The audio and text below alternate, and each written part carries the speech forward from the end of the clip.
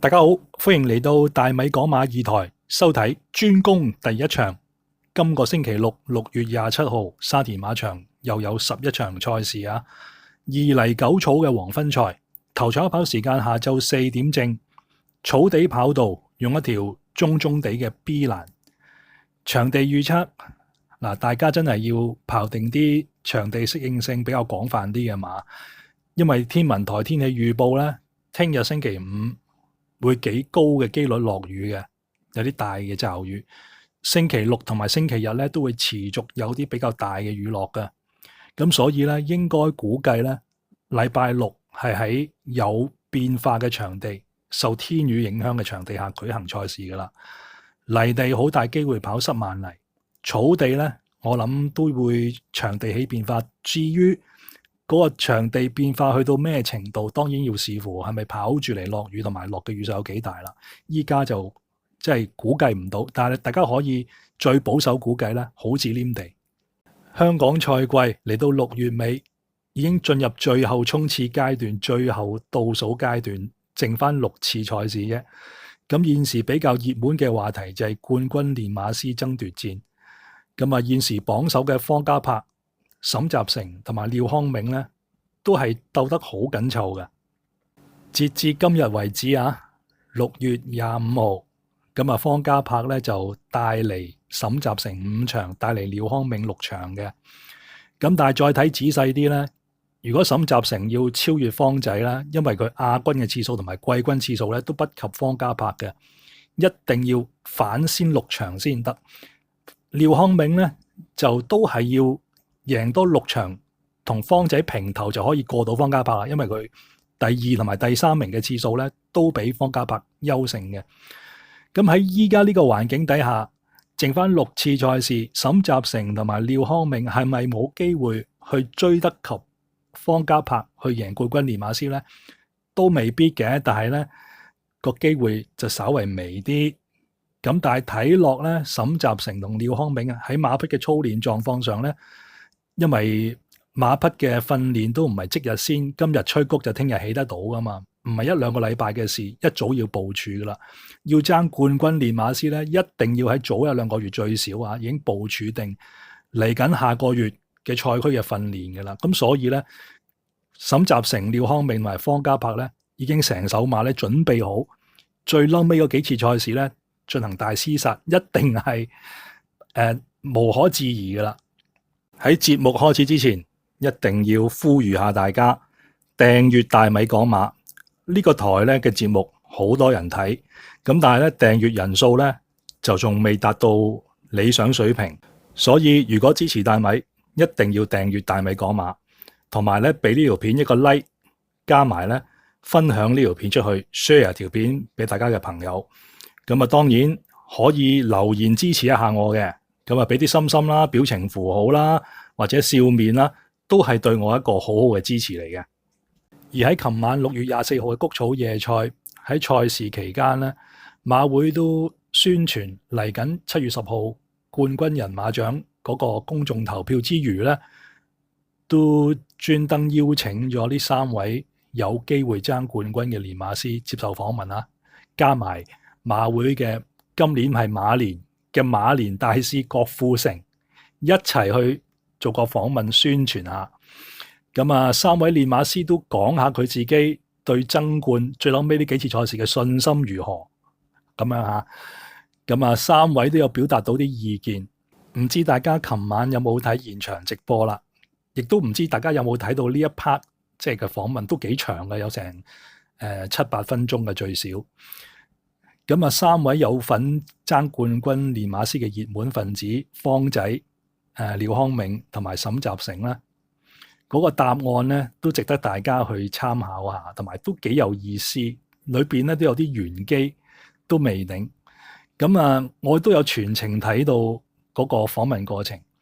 咁3位練馬師方嘉柏同埋廖康銘咧，全程都係有啲笑容嘅。沈集成咧就好似咧木口木面咁，節都唔笑嘅，好認真、好嚴肅啊嗰個神情。女主持莎拉有問晒3位嘅方嘉柏、廖康銘同埋沈集成，方仔點答咧？我諗方仔同埋廖康明係用英文答嘅，我簡短講一講啦。咁啊，方仔就話：依家嗰個形勢咧都好緊湊嘅喺榜首，三位都即係個形勢都好吃緊嘅。咁佢就話咧，嚟緊呢幾個禮拜咧就會相當之緊張噶啦，嗰個情況對於三位嚟講都難免有一場激戰嘅。咁至於廖康銘咧就話咧，佢今季咧馬房嗰個表現咧係超乎佢預期咁好嘅個成績，即係已經好滿意啦。佢對於今季嗰個馬房成績，咁咧佢都會即係努力去到最後一次賽事嘅，即係都要練到最後一次賽事，全力以赴咁樣嘅。咁至於阿成哥沈集成咧，嗰個答案咧，我覺得有啲意外嘅。佢完全冇講到佢自己爭冠軍嘅機會，不如去片睇睇啦。因為佢係講廣東話，大家都聽得明嘅。係啦，如果講翻冠軍練馬師之爭呢個感覺啦，你個形勢又點睇啊？自己個馬房嘅走勢咧？我想唔好講冠軍，就講下浪漫勇士先。係，因為浪漫勇士香港好多人中意佢嘅。係。大家都知道佢都去到8歲，加埋佢去完沙特阿拉伯杜拜翻嚟咧。佢左前腳嗰個葫蘆做咗一個雙入螺絲嘅手術喺個葫蘆嗰度，咁你見到佢今年嘅成績都非常之突出。我希望如果大家中意浪漫勇士或者聽過浪漫勇士嘅朋友，多啲投票最受歡迎馬匹俾佢。好啦，睇完片翻嚟啦，沈集成咧係一粒字都冇講過佢爭冠軍練馬師，佢點睇嘅？即係嚟緊呢幾個賽馬日，佢一句都冇講過嘅，同埋佢。係訪問嘅時候講到浪漫勇士咧，先至有啲笑容嘅啫。如果大家即係有睇到，都會感受到佢好嚴肅啊！成個過程裏邊。咁至於係咪沈集成佢對自己爭冠軍冇信心咧，定係咪已經放軟落嚟咧？我可以答大家，一定唔係。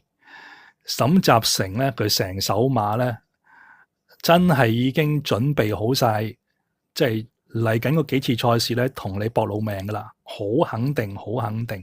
因為睇佢神課嗰啲操練啊、試習啊、重化香港啊，即係喺香港馬房裏邊主要有能力再出嚟跑嘅馬匹嘅操練狀況咧，都係好積極嘅，一定係想爭冠軍，但係佢冇表達出嚟，只係幫浪漫勇士拉票啫。當然。依家剩翻6次賽事，要守沈集成去反級方嘉柏咧，係比較難嘅啦。個機會比較微啲，但係佢應該都未放棄啊！喺呢刻一定未放棄啊！咁至於方嘉柏，依家已經64場頭馬在手啦，要攞冠軍咧，應該個機率咧非常之高嘅，因為即係前一季大家有印象咧，伍鵬志帶甩咗呂健威，最嬲尾一日嘅。黃昏賽事俾呂健威咧追上嚟咧反級一場嘅，引為經典。咁所以即係有咁樣嘅事件喺前邊咧，方嘉柏一定唔會放軟手腳，一定頂到埋尾。咁剩翻6次賽日，估計咧，就算佢每一次只係贏一場咁大把，6個賽事日，每次贏一場。70場頭馬，沈集成要反級佢，要贏12場，即係每個賽事日贏2場都唔係一件易事。但係係咪真係冇機會反級？唔係。但係方仔係咪只係贏6場咁少咧？大家去諗一諗下。咁所以依家嗰個形勢咧，都係方嘉柏咧非常之有利，奪冠嘅機會咧係非常之高嘅。所以喺季尾最後6次嘅賽事咧，應該非常之精彩，可以預期噶啦。一定呢3個馬房嚟個大廝殺噶啦，咁嚟緊禮拜6咧，沈集成有幾隻好有機會嘅馬擺喺度啊，其中咧揾潘頓啊、布文琪一啲馬咧，大家尤其要留神啲啊，咁啊，大家拭目以待啦。嚟緊呢6次冠軍練馬師嘅爭奪戰，我一早已經好支持方仔噶啦，因為佢一早擺明車馬揾莫雷拉做佢下半季，即係小下半季嘅主帥咧。真係收到好大嘅效果。琴晚嗰隻富心星咁樣可以贏短馬頭，足見莫雷拉嗰個騎功咧，只係有潘頓可以頂得住嘅啫。而家喺香港，咁所以廖康銘同埋沈集成想爭冠軍，一定係要揾潘頓同埋布文幫手先至有得練下。頭先都提及過，方仔要去頂到去季尾保持個領先優勢贏冠軍練馬師，最少都要日行一善，即係每一次賽事日都要贏一場頭馬，最少。咁所以呢，鬥志無疑問㗎啦。星期六第一場賽事有一隻好有機會嘅馬，就係揾主帥莫雷拉騎嘅，究竟可唔可以再拋嚟一場擴大領先優勢呢？一齊去片睇睇。好啦，今日開場白講長咗，事不宜遲，先睇睇第一場5班12米短途草地賽事嘅排位表。出馬每額14匹，希望大家唔好介意開場白講長咗，講冠軍練馬師爭奪戰，但係講呢一個即係冠軍練馬師嘅形勢呢，係對日後最後尾呢6次賽事揀馬呢，係有一定嘅影響同埋幫助嘅。個形勢呢，唔係真係話方仔而家拋嚟咗5場6場呢，廖康銘同埋沈集成呢就放軟手腳，一定唔係嘅，一定即係練到呢最後尾個賽日呢，都未必可以分到勝負嘅。即係因為最後尾個賽日一定跑11場噶啦，係嘛？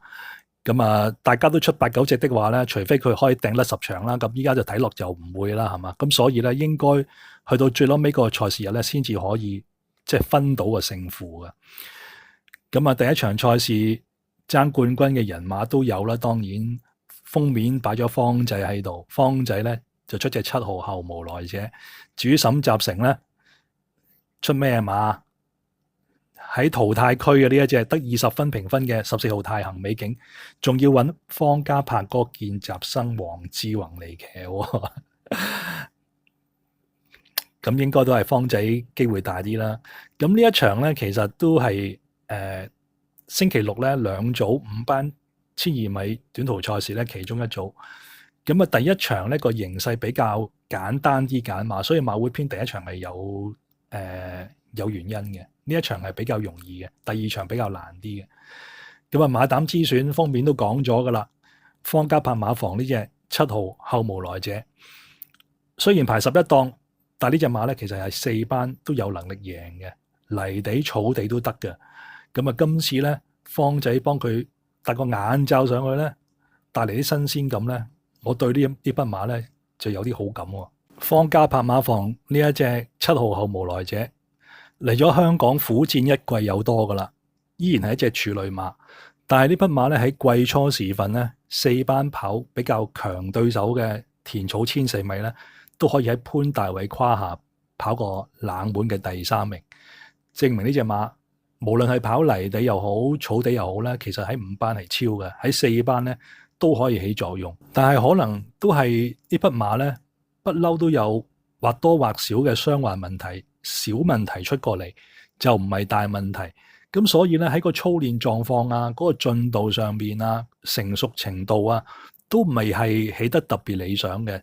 直至我認為挨近季尾咧，呢隻馬係有進步嘅。咁既然喺季初時候生勾勾都喺潘大偉胯下4班跑田草1004米都入到個位置，依家嚟到季尾時分有啲進步，跑5班賽事咧應該係可以好容易贏翻場嘅。咁啊，今次咧方家柏喺嗰個操練上邊咧，專登即係幫佢戴個眼罩咧，帶嚟啲新鮮感。嗰個出嚟個效果咧幾好喎。咁啊，睇一睇佢神課裏邊咧，近期一課試習功夫啊，就係莫雷拉幫佢試嘅。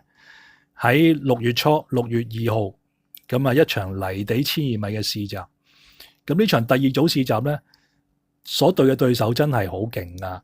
跑第1名啊，最後係綠野飛馳3班嘅，跑第3名係穿甲戰鷹，後無來者咧係直路撳住咧先至輸俾隻綠野飛馳啫。第4名係巴閉精啊，前前後後呢啲咧都係3班馬嚟嘅，甚至2班馬。咁所以後無來者個輕鬆程度咧，反映到呢匹馬咧喺季尾嘅狀態好啦，同埋呢個眼罩咧幫到好多手啊！一齊去片睇睇啦〜嗰隻後無來者咧就佔先嘅，埋邊慳啲腳程啦。穿甲戰鷹上咗嚟，金玉良言外邊第三，中環大興第四啊。第五嘅馬呢，有呢隻綠野飛馳就拱咗嗰隻巴閉精出去啊。後多層嘅馬啦，中間6、3鬥智波掟到最出尾3橙3呢，仲有勁沙塵啊。內欄尾二係揀馬之王啊，金區永騰都追翻啲啊。好啦，最後100厘米啦，綠野飛馳中檔已經係冚咗上嚟噶啦，將呢隻後無來者趕過埋。穿甲戰鷹第3，巴閉精第4，中間中環大興第5，第6金玉良言外邊勁沙塵追啲啊，後邊3隻內欄數出嚟啦，揀馬之王紫色衫嘅6、3鬥智波褪啲，外邊金區永騰都追翻啲。好啦，咁啊睇完片翻嚟啦，咁呢一課喺6月初嘅泥地1200米集呢，其實真係呢隻後無來者睇嚟睇去呢，跑泥地可能真係都好出色喎。喺賽績方面，大家都見到啦，今季嘅賽績跑泥地係叻過跑草地喎，同埋泥地1200米呢，都係4班爭啲咁多贏馬楊明倫嗰次大後上嘅，喺熒幕最底數上嚟第2格啊，135場次。咁點解方仔唔等7月4號5班泥地1200呢？可能另有部署都未定啊！我唔知佢會唔會匆匆隔一個禮拜再出啊後無來者，我真係唔知。咁但係報咗名都未必出得到啊嘛！有陣時候，就算打黃牌都可能要即係抽一抽籤都未定噶嘛。有其他馬嚟到季尾都要救亡咧，全部都打黃牌去出咧，都要抽，要睇運氣先出得到啊嘛。咁但係反而咧，聽日有2組5班1200米草地賽事咧，即係唔使打黃牌。排第1名嘅首選咧，都好大機會出到啦。後無來者揀跑草地，我認為都冇問題。咁啊，適逢禮拜6有機會跑變化場地。其實上一次咧696場次已經係跑好似黏地排1檔莫雷拉已經擺前啲跑啦。咁但係當時咧就冇加眼罩。咁大家如果睇翻頭先嘅條試閘片咧，後無來者由頭放到落尾出閘好爽。咁啊帶出嚟咧，沿途撳住輕輕鬆鬆入直路咧，其實莫雷拉都冇乜點推過嘅，反而喺後邊上，依家係3班頂2班尾嘅綠野飛馳咧，係要推住先過得到佢嘅。咁後邊啲穿甲戰鷹咧，都係即係要同佢爭個幾馬位，巴閉精都係嘅。咁所以咧，呢匹後無來者呢一課試閘咧，真係有3班水準喎。咁同埋佢過咗終點之後咧，隻馬自己用翻上嚟咧，我專登嗰條片都播長啲啦，過晒所有馬，個餘勢非常之強嘅。咁咪喺個狀態層面啊，同埋成熟進度嚟到季尾咧，真係谷得好硬㗎啦呢隻馬。咁所以咧，方仔呢隻後無來者咧，應該係佢爭冠嘅一隻重要棋子嚟嘅，冇理由就唔搏嘅。雖然排11檔，但係咧，如果個出入敏捷咧，放到出嚟跑咧，應該都幾容易跑嘅。馬膽之選，就算贏唔到，保住條 Q 腳一樣可以對佢爭冠軍咧係有幫助，因為第2名都計啊嘛，第2、第3名拋離多沈集成多一場，第2名都好啊嘛，咁所以咧後無來者坐亞望冠，我認為冇問題。如果贏到咁啊更加好添啦，係嘛？馬膽先揀咗佢先。好啦，咁啊馬膽揀咗，睇翻第一場嘅排位表啦。咁啊7號揀緊之後，配腳可以點揀法？簡簡單單揀2隻配腳算啦。咁啊，嚟緊禮拜6咧，應該都有啲場地起變化嘅，唔知多定少啊。第一場可能好少啲，都未定嘅嚇。咁啊，如果真係場地起變化咧，其實都有啲馬排咗外檔咧，都要加入考慮嘅。原先都可能會考慮得少啲，但係由於場地有變化咧，可能真係追都有得追下都未定。B 欄都唔係完全冇得追嘅。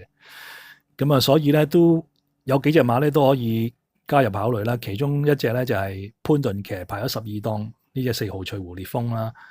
咁啊，呢隻馬根本咧就係4班馬嚟嘅。咁但係咧就跑谷草比田草好啲嘅，同埋呢隻馬咧一定要留住嚟跑嘅，嗰度就窄細啲嘅。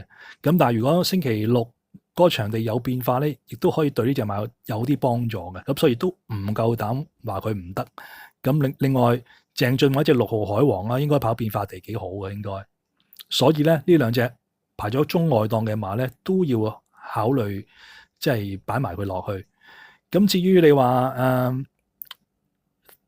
救亡概念嘅馬，救亡概念嘅馬有3隻啊，就係12號、13號同埋14號。但係呢3隻咧睇落咧都麻麻地啊，加埋即係嗰個排位又唔係特別太好，能力亦都唔係特別太高，咁所以咧呢3隻我都冇考慮啊。加埋13、14檔嗰兩隻10號線路光環同埋11號鼓浪高升咧，13、14檔都係好難跑啊。咁所以咧呢幾隻我都冇考慮到啊，係喺1至9號裏邊去諗啫。咁啊配腳第一隻要揀嘅，我認為呢匹馬咧都需要揀嘅。雖然即係上一次咧就都用咗啲力啊，輸少少，但係呢匹馬咧其實都係一隻4班能夠贏嘅馬嚟嘅。依家轉咗倉嚟貴福特，都應該有能力咧爆樽嘅。爆樽王福伯貴福特馬房呢隻1號馬金風萬里，咁啊上一次咧跑谷草夜賽揾翻主帥田雞騎，其實佢唔出閘唔慢閘咧就一定贏噶啦，老老實實。或者嗰個終點線咧，褪後2-3米咧，佢跑多半步或者1/4步咧，都可以贏噶啦。偏偏就登落去嗰下咧，就輸一個鼻位嘅啫，真係非常之唔好彩。咁上一次輸咗，今次咧就操練狀況咧都操到十足十，再嚟跑咩個頂磅135磅嘅蝕底啲，同埋呢隻馬咧，依家又唔知點解咧出閘又唔係咁利落嘅。過往喺黎超星馬房嘅時候咧，出閘好快嘅。咁啊，而家唔知點解咧，出閘就比以往咧就慢咗少少，咁啊可能都要喺中間扣後上都未定。咁呢樣嘢咧就窄細啲。如果呢隻馬出閘係可以好快咧彈到出嚟咧，我諗後無來者都未必可以贏到佢。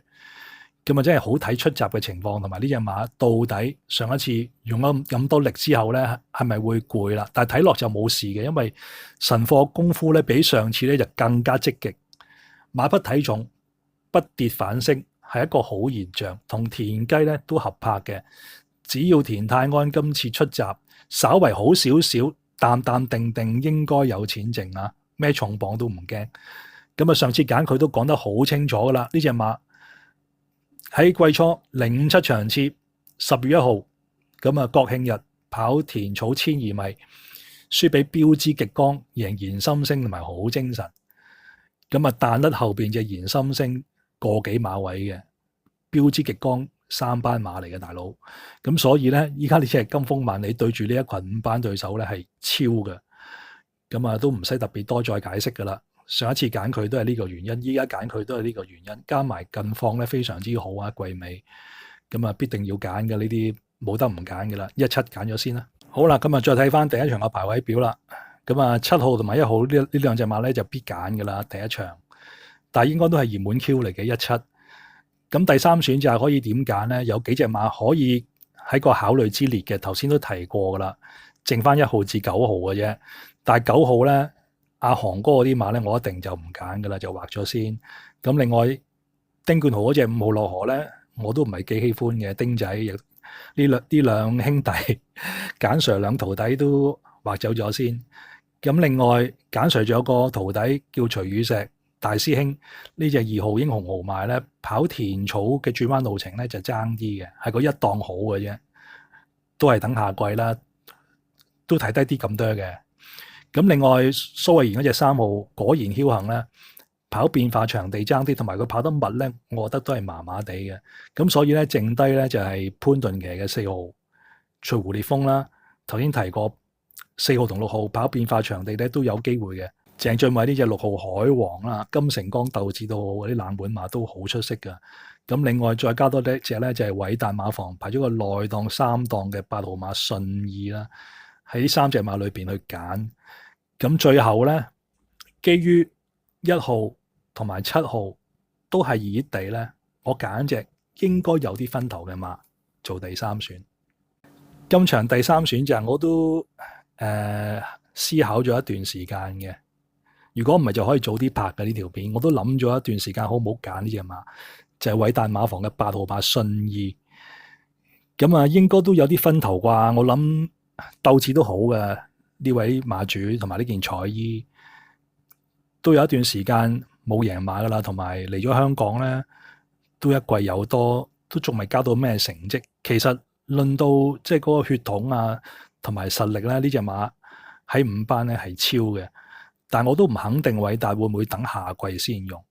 咁但係如果個賠率唔係太乏味咧，加埋呢一場咧，即係前邊有啲重心咧，佢串到條 Q 或者位置 Q 都可以贏到錢啊嘛！偉達都係 S 兩棟銀紙行先㗎啦，就算贏唔到，馬主收翻啲錢係嘛，中到賭錢中到都可以彌補下啲養馬費啊嘛。咁呢匹馬咧應該喺5班咧一定唔係33分馬嚟嘅，可以喺4班起作用。我認為呢隻馬跑短途啊，跑谷草1200同埋跑田草1200，父係澤星勇騎，普遍嚟講喺香港嘅子嗣咧都好適應環境嘅，咁冇可能隻信義唔得。咁但係呢匹馬咧，唯一一個缺點就係咧，真係都有啲傷患問題影響嘅。本身已經嗰個體質就唔係咁強噶啦，咁啊加埋咧喺上一季季尾咧就發現有喘鳴症嘅，但係做咗手術之後咧，好似又養翻得幾好啊！咁啊呢隻馬咧喺操練功夫上邊咧，偉達都好小心咧，唔敢點做嘢，導致呢隻馬咧嗰個表現咧一來持續唔到，二來個進度咧都有影響。但我見到佢近期咧啲操練功夫咧又做得幾好。咁加埋咧呢匹馬配希威森咧有幾合拍，咁但係希威森嗰個表現咧有陣時候真係我真係唔知呢位騎師咧個策騎智慧有幾強嘅，好似啱啱禮拜3嗰隻龍佑生都叫咗佢要擺前啲跑噶啦，佢偏偏出閘都快嘅隻馬，佢又讓咗條欄咧俾隻始終如一。大家睇翻，如果琴晚嗰隻龍佑生佢可以跟前喺第3位，唔好喺中段咧，啲馬褪落嚟咧，佢褪咗落去第7、第8位再上咧，就失咗先機先至輸嘅啫。如果佢擺第3位咧，琴晚最少有第2條 Q 係收到錢先啦。依家位置 Q 埋門爭又係輸個鼻，咁啊冇辦法啦。呢啲騎師始終咧都係爭啲，雖然話係南非冠軍，但係始終咧喺香港唔能夠再進一步咧。就係個策騎智慧啦，各方面都爭少少。咁當然，即係希威森其實都可以換嚟啲賠率嘅。遇啱啲馬啱佢發揮都可以嘅。呢一匹信義出自澤星勇騎，加埋母線係星球爭霸嗰邊，父母兩線血統，跑任何場地都得，跑變化場地咧，父係幾好嘅。咁啊嚟緊禮拜6咧，應該都有多少受天雨影響嘅場地咧，對呢隻馬應該有啲幫助。加埋個3檔，我希望佢出閘順利，就唔好擺太前，擺喺啲中間或者中間偏前位，最好擺到喺6、7位。呢隻馬係要留住少少衝嘅，唔適宜擺太前嘅。咁啊，希望希威森發揮得好啲啦。咁啊，應該都有啲賠率嘅，因為今季嘅賽績咧都麻麻地嘅，尤其是近績跑第10、跑第11。但我見到佢近況啊，同埋嗰個操練個動態啊，加埋試習咧都幾好嘅，咁所以咧就加埋啲信義片就冇得睇噶啦，甚至神課功夫咧都冇攞出嚟，因為即係我都懶啊嘛，我都係睇呢個馬會嗰啲節目嘅啫，係嘛？睇最後試跑嗰啲節目咧，就唔使我逐條片去揀嚟睇啊嘛。早着先機又未出，所以咧冇得睇啦。如果想睇早着先機嗰個分析咧，嗰啲馬。咁啊，大家可以自己去睇，或者如果聽日有時間咧，拍多票多攻一場啊！大家有興趣睇嘅，就留意住大米講馬主頻道啦。所以最後選馬最少係以好似黏地嗰個準則嚟揀啊！咁啊，今期珠江第一場支持方仔啊，希望佢再頂甩一場啊！7號後無來者操到好晒噶啦，梗係做馬膽。配腳方面，1號金風萬里。最大勁敵嚟噶啦，睇下田雞點發揮啦。但係有陣時候真係呢兩位騎師啊，田雞同埋希威森有陣時真係令你咧跑完之後咧揞埋隻眼，真係冇眼睇嗰隻。但係論到馬匹實力，一定要揀噶啦，1號金風萬里。咁啊，首選配腳就1號啦嚇。咁啊，再揀多隻，希望冇揀錯啊！喺海王啦、信義啦，同埋隻翠湖烈風裏邊咧，大膽啲揀偉達加希威森嘅呢對組合8號信義啊！第一場博 win pay 7號後無來者配腳熱門嘅1號9福萬里，冷啲嘅8號順義7膽拖100。好啦，今日最後總結，專攻第一場，希望今次呢能夠中到條 Q 啦，最好中埋3重彩啦，希望飲到啖頭啖湯啦。咁啊，禮拜六呢應該都好大機會喺受天雨影響嘅場地下舉行噶啦，大家不妨都可以跑定啲，場地變化性能好啲嘅馬。咁啊，九草二嚟去到季尾啦，我諗即係馬房鬥智啦。頭先如果唔係我都唔會講咁長啦，係開場白講冠軍練馬師爭奪戰係嘛？呢3個馬房咧，如果有實力嘅馬配到啲好騎師咧，可以優先考慮嘅。揾到個膽咧，掕到啲腳咧就 OK 嘅啦嘛。有陣時候咁啊，希望都能夠順利贏到錢啦。如果想睇多一場分析的話，我希望夠時間啦。留意主頻道睇下有冇多攻一場啦。希望大家星期六二嚟九草都能夠順利贏多啲。下一次再會，拜拜。